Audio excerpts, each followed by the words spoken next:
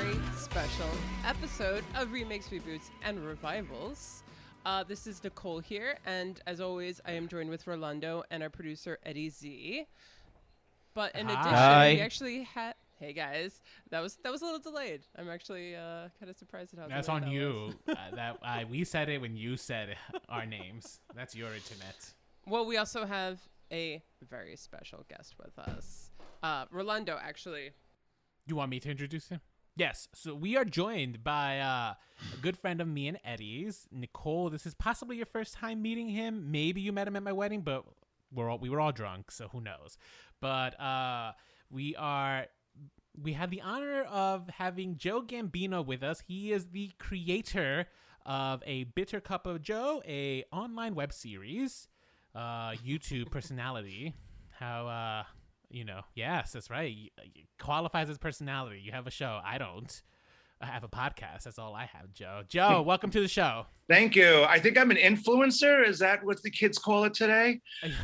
Do you have the threshold minimum requirements? I have no idea what it is. Thank you guys so much for having me. I'm thrilled to be here. So I do want to tell Joe that the first time I ever saw any of his work was when he did a parody of Hamilton, but as a musical form of Florence Henderson, which as a gay girl, as someone who prefers everything like pre-1983 and musical lover, I was just all about it. I remember watching this and being like, okay, well, Rolando's because it was a grad school. So I was like, Rolando's someone I got to hang out with. And who is this guy? And it is a very special episode because today we're actually going to take it back. We're doing a throwback and we're doing something that we've brought up many times on this show. And we kind of are like, F it, let's just do it. We're discussing. We need content. We need content. Yeah. You guys content. And you guys have wanted this episode, whether you've realized it or not. Of course. So, right? Yeah. We are covering the iconic American television show, The Brady Bunch, the original run from the 1969 to 1974 version. And then we're going to jump to the 90s when we're going to cover the movie that adapted it, remade it, made its whole brand new thing. The Brady Bunch movie in 1996. So this is why it's a very special episode. Let's talk about relationships with Brady Bunch. Who watched the original show in their youth, who didn't. Nicole, I think you know the answer to that. Are you asking who watched it, like as it actually was on for the first time? Well, so I did actually watch some of it growing up myself. So I don't think we were old enough, Nicole, to like be. It was in syndication, though. Yeah. And sure, it was. Yeah, it's always been in syndication. And not only that, but when the movie came out, it had a revival. Oh yeah, it became popular after the movie had come out. I didn't know that. Yeah, that tracks actually, because I feel like that's when I started watching it a lot more. But yeah, no, growing up, I would occasionally watch The Brady Bunch because it would be on Nick at Night. I want to say, did they play it a lot on Nick at Night? I feel like it was a Nick at Night where I was watching it. It made the rounds of all the local, like the local you're right. Channel 5, Channel 11. It was all over. Now I remember on Channel 11 too. Like yeah. Okay, so yeah, maybe it wasn't even cable. Maybe I was watching. Yeah, but I watched it when they aired it originally. I was 9 years old when in 1969, and so I watched it every week as it came out on Friday night, and then followed by The Partridge Family and Room 222. So, yeah, I literally grew up with it. I'm the same age as some of the cast. Yeah, and you're awesome. Target audience for this show too. Audience. Yeah. Like, when we do, it's so funny. We've done this podcast for almost 3 years now, and I don't think we've ever had the target audience from when the original had come out. Yeah, first. Yeah, over 100 episodes with the exception later. of Power Rangers for us, but like, and like the stuff. So when you did Blithe Spirit, you did not have the people who saw the original show on. Sadly, no. Sadly not. Yeah, if only. But yeah, so a little bit about the Brady Bunch, right? It debuted in 1969. It was created and developed by Sherwood Schwartz, who is known for what other show, Rolando? Greg Schwartz? No, I know. Sherwood Schwartz. Who's that? I have no. You don't know the name Sherwood Schwartz? Okay. Am I supposed to? Well, he's known for his two biggest hits, I would say, is the Brady Bunch and Does the guest get to answer? You could say it, Joe. Go for it. Gilligan's Island. Gilligan's Island. Oh, I don't know anyone's name. Is he Gilligan? No, he created it. Oh, he created it. Okay, I'm here thinking you're asking for one of the actors. No, Gilligan was Bob Denver. Yes, it was. Never would have known that. Okay, well, so Gilligan's Island, major hit of the 60s. I mean, everybody, whether or not they've seen the show, they still know the show. And he followed it up with the Brady Bunch, which I think is another one that is like kind of stitched in our pop culture. And he came up with this show, he needed to follow up to his smash hit. And he read actually about in a paper, a statistic about saying how 30% of American families are actually living with siblings from another marriage, like step siblings, half siblings, or yada, yada, yada. And he thought it would be a really interesting idea to make a family friendly show that was about blended families. That was something that we hadn't really seen before. Thus, the Brady Bunch was formed. So they are a blended family. Okay, I'm just going to ask this. I never watched the show from beginning to end, but did Marsha and the older brother, did they ever have a thing in the show? Or Greg? Was that just all conjecture? Was it Greg? Yeah, his name was Greg. The actors? Not the actors, the characters. Oh, no. No, that's... No. Okay, no. So that's just... Okay, got it. All right, I never watched the show religiously, so I only know there were... all right, but did the actors did? Okay, the actors did. Now, wait, did he also have a thing with Florence Henderson? I understand that they went on a date. Like he asked her on a date, and she was like, "Yeah, sure, let's go on a date." And I don't think it was what he wanted it to be, and she was just humoring him. Oh, that's so I cute. believe that. So this guy got around. Greg Brady. Okay, yeah, yeah, Greg Brady. Yeah. Johnny Bravo. So wait, do you remember the behind the scenes or behind the music that the VH1 did about the Brady Bunch? Is that where you're getting your info from? They did one? I'm pretty sure they did. Well, I mean, come on, like early 2000s, that was like the era. 70s stuff was what people wanted to like know the truth about. And I mean, we know some stuff now, No, I mean, I remember, I think Lifetime did like an original movie where it was like all the scandalous stuff that was happening backstage. Oh, really? Yeah, what else like do you remember them saying about the scandalous behind the scenes? All right, so I remember the father Brady was a homosexual. Yes, Robert right? Reed. Okay, That's correct. That was like one. Robert Reed. Yes, he was closeted because he had to be. Yeah, so that was what. So they made a lot of that scandal in that movie, and I remember distinctly a vivid image of like the oldest Brady getting out of bed with Florence Henderson. Wow. So I think they really went into. I think they really took that storyline and just like, they went on a date, so we're just gonna say they banged. Okay. Well, there's just an interesting piece of trivia about Robert Reed, who was if not the first, one of the first people to portray a trans person on television in a fictional character on a show called Medical Center. It was a very special episode because it was a two-parter, and interesting for a gay man to take the chance of playing this character when he was closeted at the time. It was after Brady Bunch. It was 1975. Wow. And at the end, in the last few minutes of the second episode, they had him in as presenting as a woman. In those days that was groundbreaking. So, and possibly career threatening for especially someone in the closet. So, props to Robert Reed. Well, yeah. I really actually, this is interesting. I would love to watch that. A little bit, Pride Month just ended, but now we're still dropping that pride knowledge. Yes, we are. Pride all year round. Exactly. Yeah. That's right. So that's why if you're wondering, guys, where's part 2 of our Pride special? Well, Pride is every day, all day. So you know what? It will come out soon. Amen. I mean, the one thing that I do know about the Brady Bunch is that, some of them after the show might have dabbled a little bit too much into the party scene. For instance, it's pretty well known that Maureen McCormick actually did develop a really strong cocaine addiction. And I think she even got arrested. Marsha. Oh, really? Yeah. Marsha. Mm-hmm.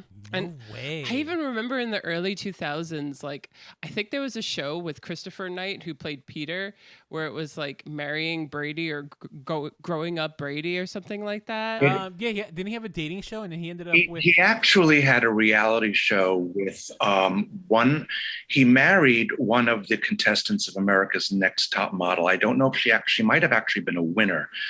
And I remember her. Yeah. And I think I don't remember. I think it was something like marrying a Brady, or I married a Brady. My Fair Brady. That's what it's called. My Fair Brady. Okay. My Fair Brady. Yeah. And it was like a reality show just to follow them around. And naturally, they were nutcases. Yeah, because I remember they met actually during the taping of another reality TV show, which was like this. It was like a Big Brother type show where they would throw all these has-been into a house. Was that The Surreal Life? Yes, that's it. That's where they met. They met during The Surreal Life. Man, I have too much of this stuff stuck in my head. Well, The Surreal Life is iconic because I think The Surreal Life also gave us a relationship that was Brigitte Nielsen and Flavor Flav. Yeah. So that is two great American relationships that came out of one reality TV show. See, I never had a crush on either of them, so I didn't watch that one. Yeah, that's great. There was actually an urban legend that Cindy became a porn star, but that's not true. She did not. Cindy? Yeah, Cindy. Oh. Yeah, I think people are. It just also shows how gross men are, where they're like, yeah, Cindy, the baby in the Brady Bunch, became a porn star. Like, that's disgusting. Who started that myth? It is a gross man thing. Like, there was like a young Disney Channel star who, the moment she turned 18, people were already sexualizing her. The moment, terrible. Maybe with Selena Gomez and stuff, but like, it's just like, guys, like, she just turned 18. Like, yeah, it's still, she still got milk on the tongue, you know. Yeah, it's terrible. But, we're actually spending all this time talking about our own recollections and relationships with it, that maybe we should just break it down to somebody who's never seen the Brady Bunch before, what the Brady Bunch is. And the Brady Bunch, it's about a blended family. It's about a widowed woman. Oh my gosh, what is her name again? Carol Brady. That's her name. Carol Brady and her three children, Marcia, Jan, and Cindy. And then Carol falls in love with Mike Brady, who has three sons of his own, Greg, Peter, Bobby. That is essentially it. Another character is their maid, Alice, who, is she a live-in maid? She was taking care of the Brady men after his wife died. So she was the housekeeper for them. Yeah. And then she moved in, and I think her room was under that iconic staircase. Yes. Oh, so she was his maid. I didn't know that. I thought they hired her. Yeah, because back in 1969, a man with three kids couldn't raise them without a female, because he would not have ever cooked or made a bed or anything like that. The good old days, Yeah. Okay, got it. Okay, yeah, I did not know that. So she came with the marriage. Do you think that she approved of Carol from the get-go, or do you think she was like hostile at first? It was 1969, and this was a sitcom. I think she was, given her personality, her ebullient personality, I think that she was all in on Carol. And who knows, maybe even had a little crush. Who's to say? Who's to say? And that's the thing. That is the stuff that the show dealt with. It's 1969. The show just, doesn't have what 1969 is known for, like Easy Rider. We had just landed on the moon and all that. None of this is in the Brady Bunch. It's very wholesome. It's very geared towards family, and it's very PC and very, nice toothpastey content. And there's nothing wrong with that. It actually works really well. It deals from everything from just awkwardness as a kid to believing in your siblings and believing what they say and trust issues. I actually went back and I watched a lot of the episodes that they referenced in the film. Let me bring this up a little bit. Oh, that's smart. And one of them was one of the first episodes of the show ever was Cindy loses her Kitty Carey doll. Yeah. I remember. And because Bobby was so vocally against it, she automatically believed that he was the one who did something to that doll. And all the girls kind of worked together, and the whole thing there is someone is, innocent before proven guilty and stuff. And they did a mock jury and a trial at a court and all this stuff, kids. I never did any of that stuff, but I love it when they do it in TV shows. I remember that only because I also remember seeing it on the Rugrats, which is one of my favorite Rugrats episodes. Yep, they did. Yeah, we just talked about that. Yeah. So interesting. Huh. Do you think they did it first, or do you think other shows did it before them? I'm sure other shows did it before them too. I don't know. I don't know. How groundbreaking do you think the Brady Bunch was? It wasn't groundbreaking at all, and I don't think it was so. ever meant to be. Oh, interesting. And yet it's so iconic. Huh. Well, there was a movie actually that predated it called Yours, Mine, and Ours, which I remember. Yes, with Henry Fonda. And it was Lucille Ball and Henry Fonda. Yep. And it was very similar. It was like a widow and a widower who had a whole brood of kids, married. And I think Lucy was probably not young enough at the time, but I think they had like a baby together, and that's why it's Yours, Mine, and Ours. So it Sherwood might have gotten the inkling of an idea from that, but certainly I think by the time that he did, like Nicole was saying, it was much more prevalent to have mixed families. It might have actually been around the same time because Yours, Mine, and Ours came out in 1968. The show debuted in 1969, so they kind of just went right after the other. Sherwood wasted no time. Yeah, seriously, he jumped on that. He got off Gilligan's Island and into. Yeah. Now, do you remember actually how far after the Brady Bunch did the Partridge Family come out? I don't think very long, because the Friday night, it was one of those iconic nights of television for a while there. Mm-hmm. And it was the Brady's, Partridge Family, Room 222, which did actually address some of the issues for young kids. It was set in a mixed race, if you will, high school. Mm-hmm. So it tackled, drugs and so in a comical way, but it was one of the first ones to deal with, like really life outside the Brady bubble. Oh, wow. That's interesting. I never heard of. A year later, Partridge Family came out in 1960. Yeah. There you go. So that makes sense. Immediately in response. And I think that's also why the Brady Bunch themselves took up music so that they could compete with the Partridge Family. Because originally, because Partridge Family is known for being a musical band. So. Sure, and David Cassidy was selling a lot of records back then. He was a teenage heartthrob, so that may be why they threw in Johnny Bravo. Yes, Johnny Bravo that Greg develops. Johnny Bravo that's like the alter ego, right? Yeah, that's the rock star persona that he. Yes. I also. With the song with the clowns. Clowns won't cry again, and beanstalks never grew. Yes, they use that in the movie Rolando. The movie. I don't know if you remember that. Did they? They did. Yeah, Johnny Bravo, Greg wanting to be Johnny Bravo is in the movie too. Yes, which we'll talk about in a little bit. But yeah, actually, it's so funny too because the Brady Bunch produced quite a lot of music in their later seasons to the point where they actually had an album, and maybe they had multiple. But when the Bradys had a bit of a revival because of the hit of the movies in the 90s, I got into the Bradys, and I remember buying 2 of their CDs, and I know some of those songs very well still. Oh, my goodness. That's so funny. Is that such a shock?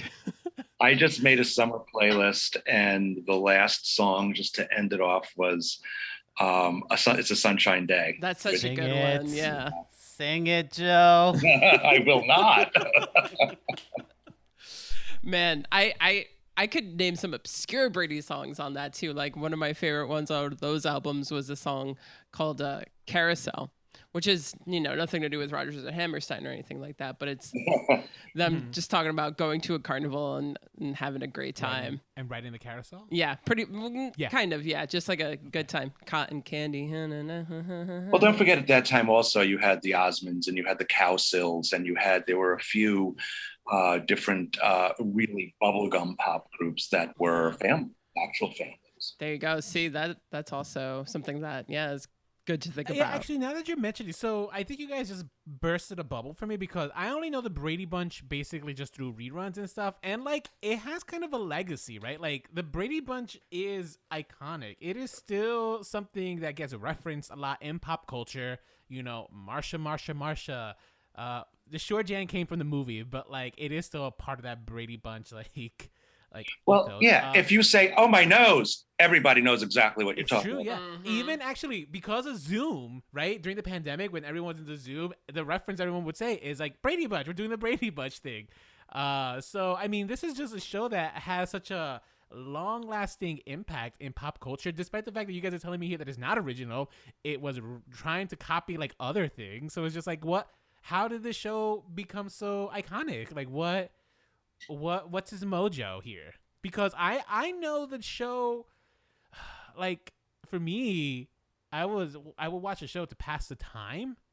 You know what I mean? Like I wasn't watching this show to really be entertained, but I also wasn't of that generation. So like, I mean, Joe, you tell me, like, what do you think it is that made this show what it is? Well, I think it was pretty much the end of that kind of show, of the Ozzy and Harriet, Donna Reed kind of show. I think with that and Partridge Family. And then you had Room 222 and you had Mod Squad. And you started having teenagers that actually started looking and acting like teenagers in real life. I mean, it was they were all appealing. They were appealing characters. The girls are pretty, the boys were cute. Florence Henderson is adorable. But it's basically a young people's show. I think older people, at that time, had no use for it. I think it was popular in the same way that Full House was, and Mr. Belvedere, and Step by Step, shows that I totally outgrew, but they were huge in their day. Yeah, actually, yeah, that's true. I guess like when you mention it, that when you put it in that perspective, that makes sense too, because like I loved Full House growing up, right? I was the target demo, and watching it now, it's just like, oh my God, this is so saccharine. This is awful. What was I thinking? And I think you just proved a certain point, because what you just said about me making it clear to you, you could have been any of the Bradys saying, "Gee, Dad, I never thought of it like that." Well, therein lies the beauty of the Brady. Looking at it from a historical timeline too, I do wonder how much of it was a response to the times. 1969, that is like the height of the 60s. MLK had been shot, RFK had been shot. All of like everything that the 60s kind of culminated into just had like this kind of big bang. And, cinema at that time too was like starting to really challenge television. In the early 60s, TV was king, and then movies started like coming back out on top. I mentioned Easy Rider and Bonnie Clyde and The Graduate, all these new types of films and stuff, and it was pushing our culture in The Graduate in a completely different direction. So part of me wonders how much of it was the Brady Bunch's quotation conservative response to that. Because it was also like, we got to make sure that there's family shows out there and that there are things. Yeah, absolutely. It was trying to hang on to that innocence. I mean, being a kid growing up in the 60s and, having the news on during dinner and seeing the Vietnam War and seeing, the civil rights struggle and all that, we were watching it on TV. And, I think my parents were very happy to sit me. And again, I was 9 years old, so I wasn't a toddler. But the Brady Bunch is the perfect thing to sit a 9-year-old in front of, to get away from all those other things, and because again, they were becoming less and less. I mean, Petticoat Junction and Beverly Hillbillies and Gilligan, they were all gone, and you're going in now into. Around the time that the Bradys ended, you already had All in the Family and MASH and Maude, and these were the number one sitcoms in the land, and Mary Tyler Moore, and they were all geared to adults. Absolutely. That was also now the time of oh man, the guy who created All in the Family, I can't remember. Norman Lear. Yeah, the Norman Lear era, and how much he changed television. And Norman Lear, for those listeners who've been with us a while, know that we covered One Day at a Time, which was definitely one of our favorites. And but like, and then he's one of the people was so good, the original. Yeah. he's one of the people who did the most to change television into what we know it now. Absolutely. And he's still around. He's like 100, and he's still alive. He's still alive. He was part of the new one. That's right. He was part of the new one. He was involved in the new one. They just did a couple of live readings of a couple of the Jeffersons and All in the Family with Marissa Tomei and Woody Harrelson as Edith and Archie. And he was there, Kimmel was hosting, and he was there, and he's still, I can't, better than me, because I can't think of the term that I'm trying to say. On as a whip. Or still kicking it, as the kids say. Still kicking it, as the kids say. Sup. Well, so it's just interesting too, because when you think about Brady Bunch 69 to 74, when I at least think about it, and I think, oh my God, all the things happening in that country, you almost, other than their fashion sense, you would never really tell that was the time period in which it happened in, because when I think of the Brady Bunch episodes, like you said, oh my nose, Marsha, oh my God, I can't go to prom, or like getting Davy Jones to be at my prom, or going to Hawaii, or Johnny Bravo, and none of it really deals with what was going on in this country. Yeah, and the show just kind of seems like it wasn't its purpose, kind of like what we were talking about last week or the week before, whenever that was with iCarly, how sometimes these shows are also just kind of like, hey, ignorance is bliss, Well, I don't want to jump ahead any, but I think that's what the movie and that, was yeah, about. I actually think that is an excellent segue into the movie. Let's do it. Oh, actually, before we just jump into the movie, can we talk about our favorite episodes? Yeah, that's what I was saying. We didn't talk about our favorite episodes, guys. We could always go back to it. It's not like now we can't talk about the original. I mean, we can, but how could we just not talk about our favorite episodes? Just a quick round robin, everyone. Yeah, sure. What's your favorite episode, Rolando? Mine is the one where the middle Brady, the boy, Peter. Okay, so Peter wanted to go on a double date with Greg, right? So he ends up like getting a mustache and like going like faking his age and stuff. And I don't know why that I have such a distinct memory of that episode, but obviously hilarity ensues when she finds out. It's like, you're just that kid. But like that's a cute episode. It's one of my favorites. Maybe it was a boy storyline too. I feel like a lot of the stuff that I remember tends to be like very Jan and Marsha focused. Yeah, me too. Even. Yeah, no, I'm always Jan and Marsha. That's like hardcore. I know mine were pretty much Peter centric too. Yeah. See, there you go. See, look at that. We should have known. Chops and applesauce. Well, for me, really quick, the Davy Jones episode is just always such a pleasure, and I actually quite enjoy the monkeys. I love the monkeys are cool. I actually have two. One, and they're both Jan centric actually. Oh. And one is referenced hilariously in the movie, and it's probably my favorite part. Is when Jan, always under the shadow of Marsha, decides to redo her image, and she gets a black afro wig. Yep. And just the sheer absurdity of it, it's almost it's like Kafka in its way. It's just so bizarre. Yep. But the other one is a sweeter episode and kind of it's.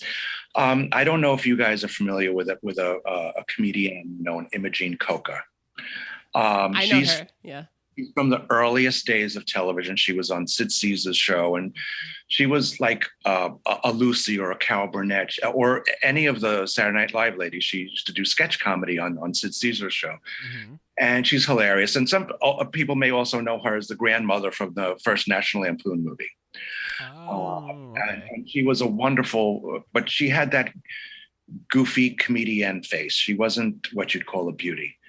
And in this episode, they find a picture of, I don't remember exactly how they find an old picture in a trunk of this aunt. I say aunt, so we're going to go with that. And as a child, she was a spitting image of Jan. And so they get in touch with her. She comes to town, and Jan sees her and sees that she's kind of this goofy looking lady. And she's just heartbroken. She's like, that's what I'm going to grow up to be. I'm not going to be a great beauty. And then Imogene Coker's character just talks about all the amazing things she's done and the travel and who she's met and what she's done and her life of adventure. And then at the end, Jan is just like, it doesn't matter what I look like. You're just a beautiful soul, and that's what I want to be. So, we were talking about the kind of silliness of it, but it's the one that I remember because it was heartfelt. Actually, that sounds very heartfelt. I've never seen this episode, so that sounds like a lovely one. Actually, Yeah, that sounds cute. Yeah, that sounds like one I want to watch. Yeah, that was very good. That was a good episode. Eddie Z, what do you got for us? What's one of your favorites? Okay, so this one has always left an impression on me. When I was a little kid watching this, watching the Brady Bunch, the episode called Fright Night, which is, I think it's like season 4, episode 6. And it's the whole thing of like when the brothers do a trick and scare the sisters and the sisters get back at them. But there's like the whole scene when the sisters, when the girls kind of create like this plastic ghost thing that creeps out like there's like a chest. They're sleeping in the attic. The chest opens up. And this plastic ghost thing just comes out, and it's like you hear this like, oh, let me out. I can't breathe. As a little kid, that terrified me. Terrified me. I had nightmares about that scene alone. Oh my God. As a kid. The Brady Bunch giving nightmares. But what I loved about it was like a whole episode of scaring each other, even scaring Alice. And I remember, because I'm also one of 6. I have 5 siblings. And that's something that we used to do as kids. It's just like we would just like find ways to scare and terrorize each other and play, practical jokes. I just kind of appreciate that little moment. According to your sisters, you were quite the terror. So. I was quite the terror. Yeah. I can't imagine. I just want to bring up really quickly that in the Henderson spoof that we did, the Hamilton spoof called Henderson, Eddie actually played Peter. We will not speak of this. Well, it's going to be linked in the show. I gotta watch it. Again. And Rolando played a character we have not as yet mentioned. I was a butcher, right? You were Sam the Butcher. Sam the Butcher. Alice's love. Alice's beau. Yeah. Wow. Always delivering the meat. As they say in the movie, he delivered the meat. Oh my gosh, I gotta rewatch this immediately. Yes. So, the Brady Bunch, actually, when it came out, it wasn't the most successful show, critically or commercially. But wait, really? Yeah, actually it got more popular in syndication. No way. Wow. I am learning so much about the Brady Bunch here. I really thought this show was like a phenomenon. Yeah, no, it's just for some reason it's had staying power, but that's also because actually they had a lot of reunion films and they had a lot of spin-offs. And that was something that I also remember during the Brady revival in the 90s watching. Like one of them was the Brady Girls Get Married, where, not Maureen, Marcia and Jan. The Brady Brides. The Brady Brides. Yep. Yeah, it was. Yeah, they had 2 specials. Is that what it's called? The Brady Brides. Mm-hmm. Yeah. Okay. Well, it was a series. They actually made a series out of it where they were the 2 older girls were actually getting married. Yeah. Because right after the show, these kids couldn't get work anywhere else because they were, as actors, they were just too well known as the Bradys, and no one would hire them. So they did their best to distance themselves from it. Eve Plum got the most for her. She did a TV movie called Dawn Portrait of a Runaway. Oh, the other one where she becomes a prostitute? And it was really street gritty kind of movie of the week kind of thing. And, they've all gone to other things, but what they can, so they had to keep on going back to, they did the Brady variety show, the Brady animated series, the even Christmas special, the Christmas special, yes, where Carol sings Mike to safety outside of yes. She uses the power of song of song, and even up until just a year or 2 ago when they did a very Brady renovation, or I think it was called like that on HGTV, where for the first time in decades, they actually got all 6 of the kids to participate. Wow. Really? Yeah. And do you not know about this? I did not know about this. This is They bought HGTV bought the original home, the exterior. Now, of course, the interior was all a set. It couldn't physically fit into the outside of it. That would make sense, yeah. So they bought it and they remodeled it. Like they blew out the whole back of it so that they could put in, upstairs, because it's a ranch for outside. And they did, and like every week for about 6 or 8 weeks. I actually have it on DVR. I'm only the first episode into it, but they got like the Property Brothers and all the HGTV people to help out. But all 6 of them showed up, and for the first time they were all together in ages, and it's neat, and they did a Christmas special where they decorated this new Brady house. I think it's sort of like a tourist attraction. Wow. I actually want to watch that, but it's so interesting. I just found out something. Today, on June 30th, on Paramount Plus, the streaming service celebrated Pride Month with the premiere of a crossover special combining the Brady Bunch with RuPaul's Drag Race. Yes, yes. I forgot that was today. That's today.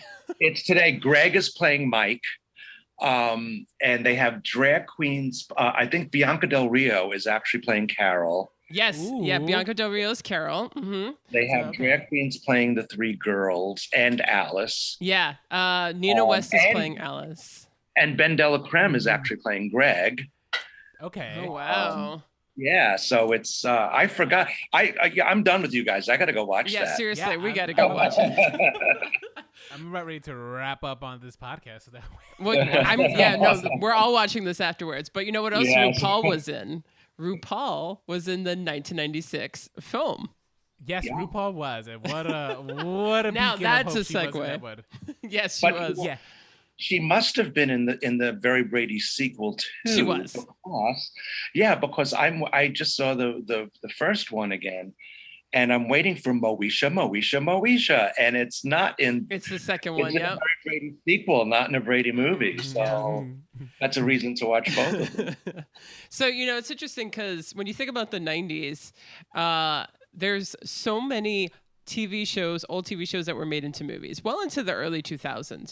The Addams Family movies were so successful that Hollywood was like, we got to keep doing this. And like I said, they continued, like, remember when Starsky and Hutch came out in the early 2000s and stuff? Like, they kept doing movie versions of 70s TV shows for a long time. And I think that even Chips was made into one. They did Beverly Hillbillies with Cloris Leachman as Granny. See? Ooh, I don't remember Beverly Hillbillies. That's interesting. Do you remember the actual sitcom? I remember the show, but I don't think it was actually Jed Clampett. The only other person in it that I remember was Hey Vern. I forget the actor's name, but he did the Hey Vern commercials. And Ernest goes to. Oh, the Ernest guy. He Okay. played Jed Clampett, and Cloris Leachman was Granny. I don't remember anybody else in it. Interesting. Yeah, I've never seen that either. I remember Dukes of Hazzard with Jessica Simpson. That's right. The Dukes of Hazzard was another one. Yes, very good. See, She did that awful cover of Boots Were Made for Walking. Yes, Charlie's Angels, which we covered. Get Smart with Steve Carell and Anne That's true. Hathaway. Yep. Get Smart too. Yeah. Love that show as a kid. Yeah. Did you like the movie? No. Movie wasn't great, but they were, the two of them were perfect for those 2 roles. So it made it seem better than it was. It sounds like we have the makings of like lots of these throwbacks. No, absolutely, yeah. And to choose from. Definitely go back and listen to our Charlie's Angels episode, because that's definitely one of the more iconic ones. And we also did Addams Family, and now we are finally getting to, I think, one of the best, TV shows turned movie parody, The Brady Bunch. Probably, actually, I think I like it better than The Addams Family, which is still very good. The Addams Family is like a good movie, but like this takes. I mean, all right. If you haven't seen the Brady Bunch movie, you don't know. I think they did it. There was so much wit in this movie that it transcends like the original show, and it kind of really, it's like such a statement on like the 90s and like the actual not the Addams Family, the Brady Bunch. Yeah, well, also like kind of statement on ignorance too, and like how things like, you know, we like it when things don't change, you know, like there's so many levels to it, because you know what was interesting about the Addams Family was that the comedy was based on how much of a contrast they were to their surroundings, right? So they decided to keep that intact with the Brady Bunch by making them stuck in the 70s, but here they are straight in the mid 90s. And everything around them they're in direct contrast to. And it's almost like they have no idea that time has gone on. They're in the 90s. Right. You know, it's not it's almost like the movie almost begs the question, you know, like, have they just been stuck in a bubble for 20 years in a loop, you know? You know, both of those shows are very different in style, and but the overriding theme when you go back at them is that they're very families that are very insular. They're in their own little world, you know. The Addams Family, you know, they're really not that different in the Brady's, and when you think about it, but they've always been out of time, out of step, even back in the 60s. The Brady Bunch, it's just like they are in, you know, their whole bubble was picked up and dropped 33 years, 30 years later. And it's actually a genius move too, because you've retained what you like so much about the original show, right? You know, like what you didn't like, what you used and to what you criticize didn't it. like, yeah. Like if you were super critical of the Brady Bunch, you still will enjoy this movie because it's so cutting. In like the most delicious way possible. And yeah, and then it's like, okay, let's take all of the episodes, you know, Greg being Johnny Bravo, you know, Marcia asking two people out to the prom or to the dance, Jan's insecurities, Cindy missing her doll, Peter's hormones, you know, let's take all of them. They're all happening at the same time. Let's recreate all these episodes and then do like a comedic twist on it. And got a second for another trivia? Yeah. Yes. Okay, Charlie Anderson, who was Marsha's original date for the dance, was Schwartz in A Christmas Story. The kid who got his not the one the kid who got his mouth washed out with soap, not the one who got stuck to the flagpole. Yeah. Okay. Well, actually, a lot of the Brady Bunch people made made cameos in this film, right? So I think Peter is when Dittmeyer's about to beat the crap out of Peter. Older, like real Peter, original Peter is like, Dittmeyer, do it and die. He was like the coach, When Greg goes to some Seattle grunge music producer to try and sell Johnny Bravo, that's the original Greg Brady.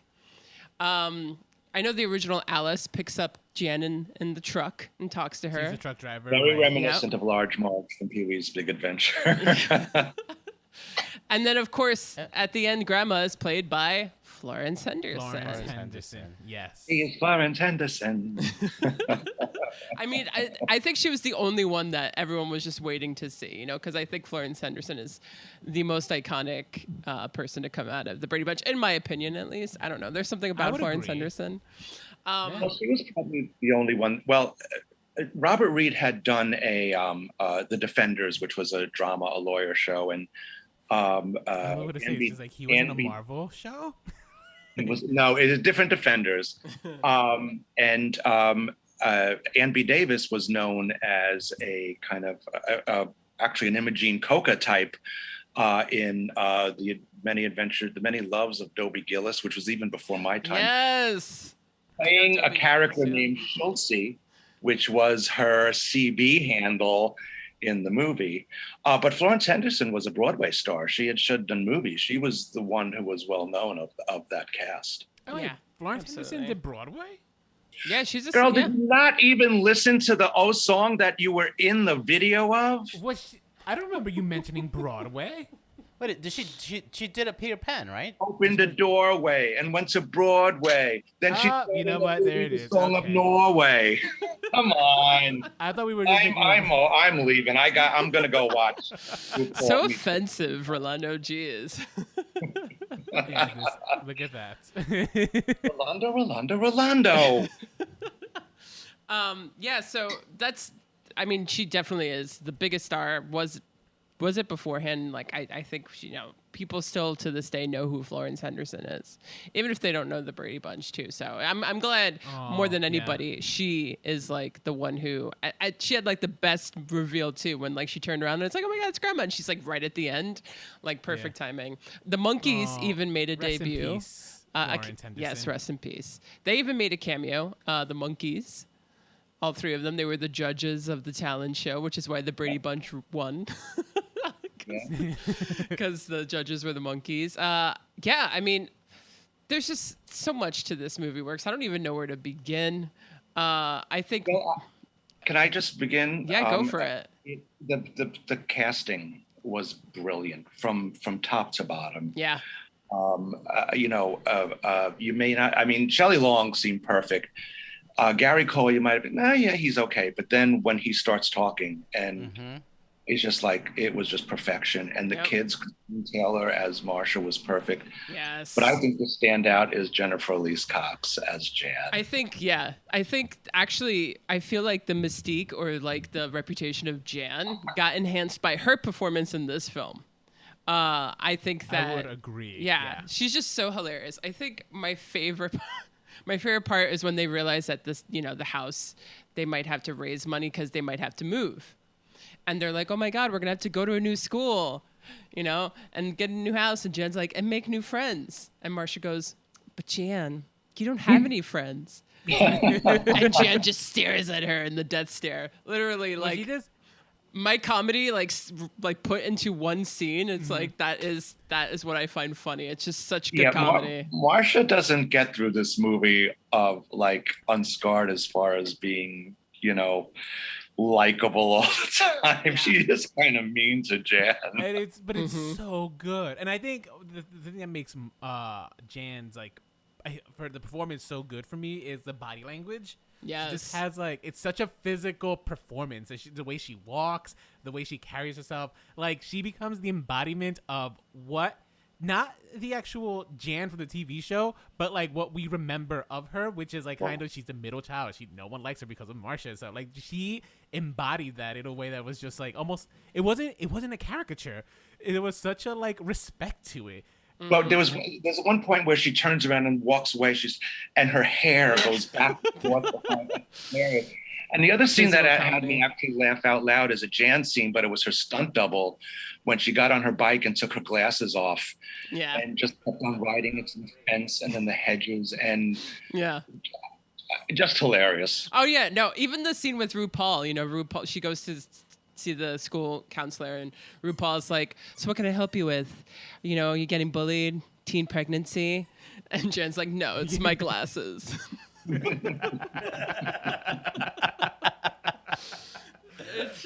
It's just so good. Like that, the conflict that's constantly building between they're, stuck in their own bubble, between the reality of the 1990s, the constant comedy that they could find out of it that is always working too, is just, it's gold actually. Yeah. And the obliviousness to it all. I mean, riding the escalator, mall with their guitar singing Sunshine Day and being looked at like they're crazy and just smiling back. Even Cindy, when Michael McKean's character was just calling her Swiss Miss and Heidi. Yes. And she just, okay, bye. Yeah. Or when she goes and Gene Smart's there and Gene Smart's making all these sexual innuendos that Cindy tells the parents about and they just have no clue. She wants to wrap your package. Yeah.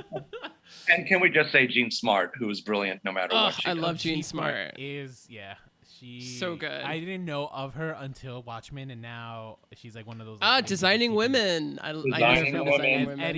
Charlene. I love her for not knowing, but this film is actually also kind of meta. One of my favorite scenes in the whole movie is when Michael McKean's character is telling, why they should sell. And he's like, hey, he starts all these rumors about them. And then all the neighbors start talking about they're always happy. Like what family is always happy like that?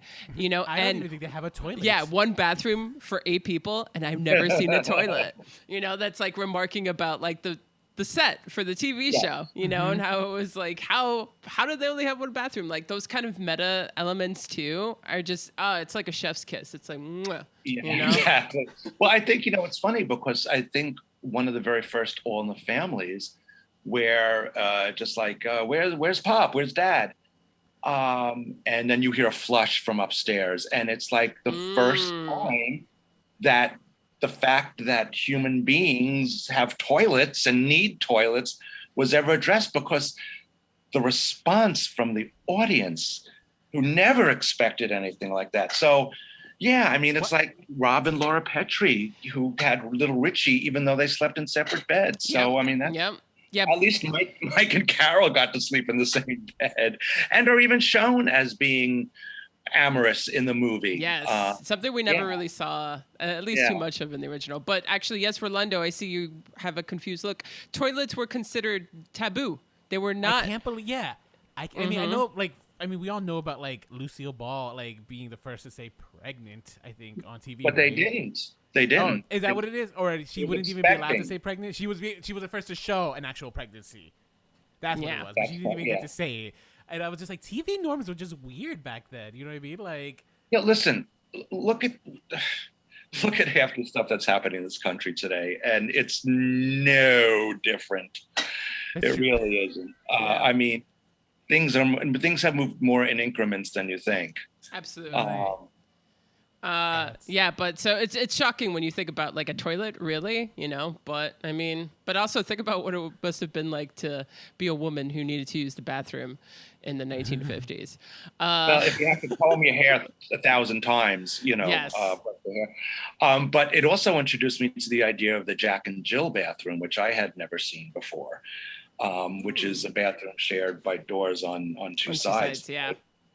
And the girls had, I'd never seen anything like that. So that seemed like the one thing that the Bradys were really modern in 1969. They have a bathroom with two separate doors for 6 children.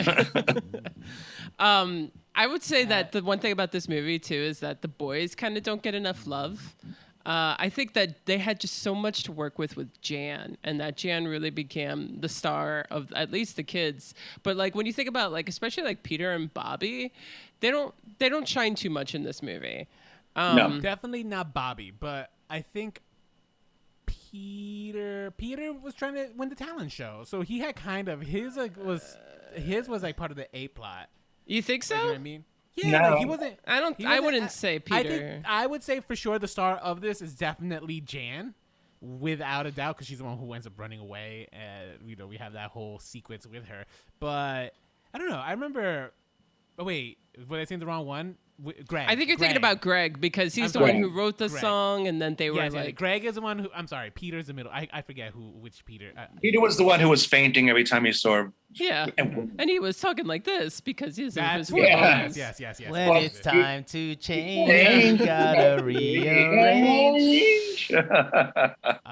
But yeah, this is mostly Jan's movie, rightfully so. This is. I mean, it couldn't have gone to a more perfectly cast character. Absolutely. Yeah. And the show and the movie dealt with things that were only kind of hinted at, or at least implied for the audience. Just how much Jan hated Marcia. And a big thing is sexual tension. Peter, right, with him and his hormones and stuff, he all of a sudden sounds like Elvis when he gets a kiss, or all the guys and the girls wanting to bang Marcia. Sex actually became more of a plot point in the movie, especially in the sequel when they were Greg and Marcia, they start to have some sexual tension that becomes a real thing, a real plot point in the second one. Because everyone who watched the show was like, wait a minute, these two, there's nothing? Well, these 6 kids didn't have hormones in the show. And, they want the cute big man on campus or the groovy chick, but that sex is not in the, they're hoping to get a kiss on the lips. Yep. Yeah. So we finally got to see that aspect in the movie. Yeah. So, All right. So who actually saw? Because I didn't see this movie in the theaters. I remember watching this on like I think on like HBO or Showtime, like when it came into that run. I don't know. Did anyone see this in theaters? I Eddie? did. Oh, you did. Good for you, Nicole. Eddie. No, this was like a video, something I rented. I might have, just for, because it was just like people my age. It was just like, oh my God, we got to go see that. We have to go to the theater to see. And again, we were going to the movie theaters more back when that movie came out in the 90s. Yeah. One thing that struck me really funny in the movie, it's kind of meta in that the whole joke is kind of goofing on what they're dressed like and what they look like, and it was made in 1996, was it? Yeah. Mm-hmm. So okay, so now 95. in 2021, 96. Damn, a year later. We're watching all the kids in the high school who are looking down on the Bradys, and the whole like, this is what grown-ups think grunge looks like. And so when you're looking at the 90s fashion, I'm looking at it the same way they were looking at the Bradys. I'm like, yeah, absolutely. Well, that's also what's so interesting about watching the movie now is how, they're like, oh my God, the 70s is so dated and look at how like kitschy and whatever. You think that about watching it now when you look at the 90s. Yeah. That's interesting that you guys say that, because 90s style is actually kind of, if you look like TikTokers, they are literally living like it's the 90s. Kind of, yeah. But even the sentimentalities are like the mentalities overall. Yeah, it's usually like a 20-year cycle, I never stopped living like the 80s. I'm still... I'm still listening to The Cure and your rhythm.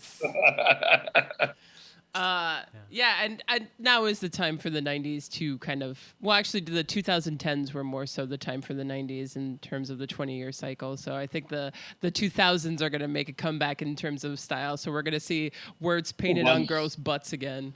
I was going to ask, was there a style? There was a style, and we're all trying to forget about it. Wait, are you talking about Juicy? Like the Juicy Coutures? Yeah, amongst other things, yeah. Mm-hmm. Okay. And crop tops and whatnot. Crop tops, yeah. Yeah. When did wool hats in the swelter of summer become a thing? That's just something I just noticed one day. Someone was wearing a wool hat? Really? They do. All the hipster dudes.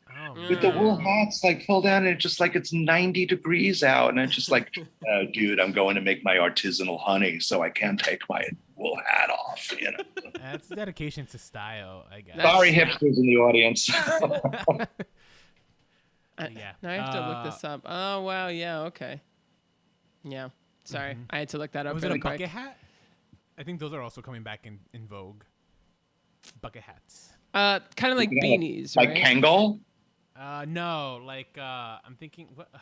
How do I describe it? Hang on. Like Blossom wore a lot of bucket hats. I know. I'm just wearing my black afro, my curly black afro, just like Jan. Just like Jan. Just like Jan. Hey, I'm a middle child. I feel those Jan vibes. Do you? Yeah, I guess. That would be the next question, right? All right, so you could relate to Jan and being like the feeling like not the baby, not having the privilege of the oldest child and stuff. I'm the oldest, so I can't. I am the Jan of the. And I had to wear glasses. Not the Jan, the Marsha. So. Oh yeah. All right. So what's it like being the Jan? It's not. It's well. Listen, when you get my age, it's just like you don't even really feel like a middle child. It hasn't mattered for a very long time. But yeah, I mean, when you're a middle child, you look up to your older sibling at the same time, and I think especially if you're of the same gender, you're jealous of them. They get to do things before you get to. Just why? Well, John's 12 now, and you're only 9. John, so it's just natural, and then you're right. Then the baby comes along, so you're not the baby anymore, and you're not the beloved firstborn. So you're bringing up a lot of issues for me, Rolando. Apologies. Eddie, you're also a middle child, right? Like you're smack in the middle, aren't you? Smack in the middle. I'm number 4 in the line, but I'm also the only boy. So, so you have that, technically, I was. Oh, really? Yeah. Ah. So, yeah. Well, Nicole, where what's it called? Where do you where are you in your family? Like, are you a middle child? I'm the or baby. Oldest? I'm the baby. You're the baby. Yeah. Oh, look at that. What privilege. Yeah, I guess so. Yeah, yeah. my little brother was born 9 years. I was 9. I was literally, the Bradys were on when my brother was born. So I was the baby for 9 years, and all of a sudden this thing comes along and just like grabs all the attention. And I'm like, oh, this, yeah. And then of course, as you get a little older, the older one and the younger one bond. And you're like, oh, all right. Well, this is not therapy. We're talking about the Bradys. I mean, clearly, I guess Jan has every right to be She does. unhinged. Middle She child does. syndrome is This real, movie. for sure. For And, sure. and I never tried to cut my brother's hair in the middle of the night. It would have looked fabulous anyway, so. Yes, I would have. Yeah. Did you know that they made a third film? So, the Brady Bunch movie was so successful that they followed it up with the second film, a very Brady sequel. They made a third direct-to-TV movie that was not so good and I only had found the this- parents. Yay! I never heard of it until this very day. Yep. It's actually the third film curse because the same thing happened to the Addams Family, where there was always plans for a third film. Raul Julia died, and then after so much time, it changed. Like companies and studios, and then like it was a completely new cast, and it was so terrible that they just released it a TV movie. Kind of the same thing happened with the Brady Bunch one, and it's actually that the Brady Bunch in the White House. Yeah. Oh, who won the White House? Well, Mike becomes Mike. vice president, Yeah.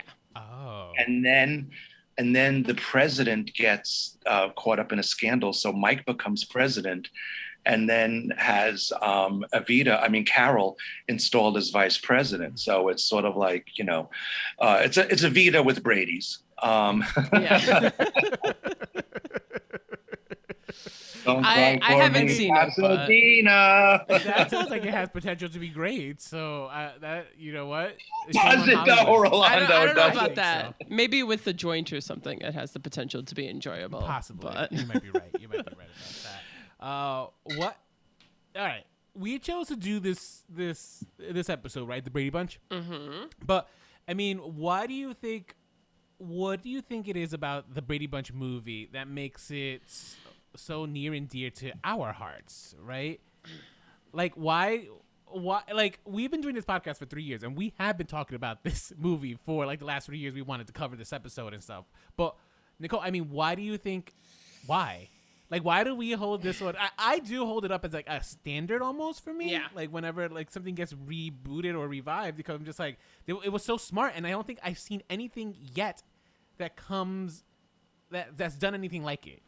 I think things try, but not be successful at it. Well, it's when something goes from a mere TV series to pop culture icon. There's very few, I think, that actually have that kind of nostalgia, and you never underestimate the power of nostalgia. And yep. Again, so much because it was on for so long. There was always a hunger to have it on at some point. I think after I Love Lucy, it's the second most syndicated show ever, and it's just such a part of our cultural memory. Everyone knows things that we were talking about today. Everybody knows all those one-liners, and it's hunger for a simpler time. I don't know. It's interesting because I actually thought about it, and and I agree with what you're saying too. And just to piggyback off of that, we're two movie fans. We grew up watching movies. We grew up watching TV, right? So here's kind of like a blend of the old with some new. It's a satire. It's a parody, but it also like not only does it kind of like ridicule or mock these things, but there are moments where it actually embraces it. Jan coming home, that's actually a really sweet moment. That's not as funny. despite some of the things that Mike says, you actually feel the connection between the family, so it kind of balances all these things. And, as media consumers and stuff, it like hits all these different like check marks I think for at least for me. And then at the end of it, it's actually a really gay movie, I think, too. In terms of at least like the relationship between Jan and Marcia. I feel like that's just such like a thing that at least the LGBT community responds so deeply to, like that rivalry and the cattiness and all of that. I mean, you got RuPaul in it. It's a fucking musical at the end of the day. Like, come on, it's so gay. And there's even a gay couple in the neighborhood. Yes, there's a gay couple in the neighborhood. Yep. Mm-hmm. And yeah, and like we said, it actually like it expanded on like you said, they didn't have hormones in the original series, so we gave them hormones, and there's a lot of sexual tension in this movie too. So it's just kind of like all the things that you also wanted and didn't get, but then it's like, a hark back to the original and the things that we feel that we know and the familiar. So. And Alice in her Madonna cone bra negligee, whatever that bustier. That was hilarious. And the line from Sam the Butcher about, I'm just delivering the meat. And Sam the Butcher being played by Tackleberry from the Police Academy films. Yes. So there's a lot. The supporting cast is so terrific. Yeah, it's just, I don't know. They got something right here, and those are the reasons why I think they got something right. I don't know. What do you think, Rolando? Yeah, I don't know. I can't even put a finger to it. I think for me, it's taking this. I think the idea of just plucking out this like insular family and just throwing them into the 90s just works. But I guess that kind of brings in my next question is just like, do you think a Brady revival or reboots could work in 2021 or later? Having the mixed, like just these two people meeting. So the premise but just taking place now. Yeah, it would probably be like an hour dramedy, and it would be 8 is enough, frankly. Except that that was one family, but it would be like what teens are dealing with, Susie's friend got pregnant, and it probably wouldn't happen to any of the kids, it's just like, or Bobby's friend is hooked on drugs, and or a family, which was a family show during the 70s. It would probably tackle the issue of the week, Yeah, unless they did it with Shameless. But there's no need. I mean, there's so many family shows like this already. ABC Family was very big on this too. I mean, you had the Fosters. Yeah. So you have a lot of different family shows. I mean, I feel like every generation has that family show. Right. We had Modern Family. Well, Right. Modern Family. That's a great. I don't think the premise is unique enough anymore to have it as just that premise. And what about if they did the same thing they did with the 90s movie and taking that insular family and just dropping them in 2021 or 2022, right? Let's say, Yeah, I mean, for production here. I actually, just because I enjoy the movie so much, I wouldn't mind seeing that, I wouldn't mind seeing the original Brady cast at whatever age they would be now, stuck in their 70s-ness, and then having to deal with 2022 issues. Yeah. I mean, like the remaining Brady's, like the 6 of them. Well, they already got together for HGTV, so maybe. Yeah, so maybe they could, but they're probably, I don't know, in their 60s, bordering onto the 70s, and like, how does that dynamic work with, everything that's going on in this day and age? There could be some comedy there. I don't know if I could write it, but Well, I'd be down to watch it. Sherwood Schwartz is dead, so we're gonna have to find somebody else to do it. Yeah, I wonder how involved he was with the film. I actually don't think he was that involved. I mean, there's like, I don't. Yeah, I think he produced it in terms of executive produced, but that's about Right. it. So his property. Yeah. By the way, guys, I was looking up the cast of the Brady Bunch movie, and the boy who played Bobby grew up to be a very, very handsome young man. Oh, did he? Tara? It's so weird, like, right? Because I barely remember what he looked like as Bobby, but like he's very, very attractive. It's the Peter thing. It's Peters are always cute. It just, and I could say that because I was his age back then. It's not like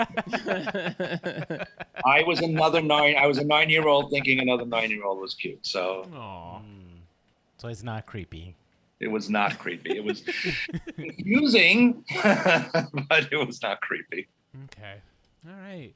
Well, I don't know. Like, are we all braided out, Nicole? What do you think? I mean, I think I said most of what I wanted to say on the film and on the original. And this is something this movie is almost 20 years old. It's actually almost 30 years old.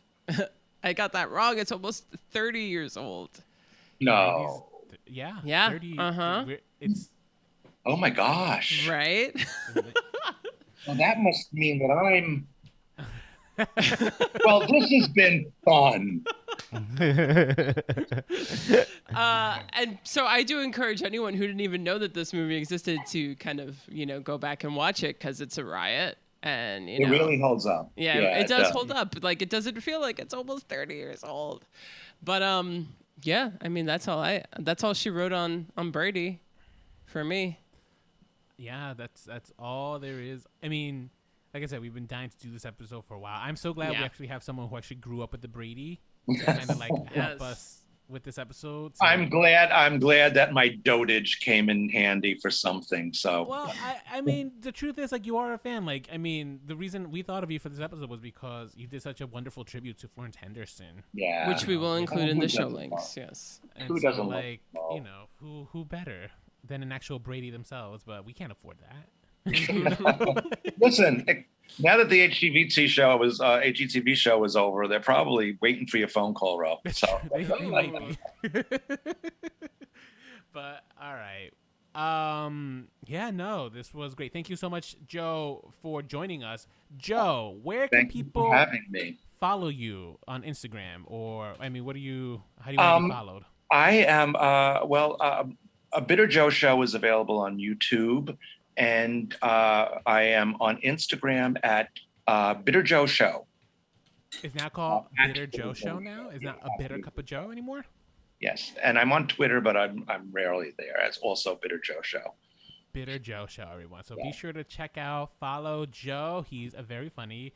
He actually was doing these great recaps of the episodes of Game of Thrones when it was still running, and they still get targeted to me at YouTube, even though I've seen those. And there's a prequel coming up, so it's back to the north. You're gonna come back. Winter is coming back. Hey, Anthony's gotta, he's gotta come back. He's gotta say what's going on. Yes. So be sure to follow Joe. And then be sure to also follow us if you're not following us. Nicole, where can people follow us? Oh, boy. Always hand it off to me for this part so I could say the mouthful. I do, because I feel like you're way more succinct than I am. I feel like I stumble into it. You can follow us. Go to Instagram, Remakes, Reboots, Revivals. That is our handle. You can follow us at Facebook.com/Remakes, Reboots, Revivals. We are also on Twitter at Remakes Podcast. You can always reach out to us via email, remakesrebootsrevivals@gmail.com. And if you enjoyed this podcast, please go to iTunes and leave us a 5-star review. This really does help us expand our audience. And we also just love to hear from you guys. And if you would like to actually speak with us and maybe leave us a voicemail, you should call our hotline. And Rolando, what is the number? The number to the Remakes, Reboots, Revivals hotline is 862-248-2326. That's 862-248-2326. So give us a call. Yes. All right. Well, thank you. I'm calling right now. You do, Joe. You call. You leave a voicemail. We'll play it. We'll play it on the air. With you here right now, we'll play it back to you right now. Yeah. Hello, is Joe there? Well, this was so much fun. Thank you so much, Joe. I had a ball. Thank you for having me. And thank you so much, Rolando, for agreeing to do this episode. I mean, because we had nothing else in store. So we're like, let's just do the Brady Bunch, right? I think we're waiting around right now to finish our Pride special and also to do, I guess the next one is what? Space Jam, guys, right? Is that next? Jeez. I feel like that's what's next. Yeah, Space Jam is coming out soon. Yeah. Well, on that note. Stay in original.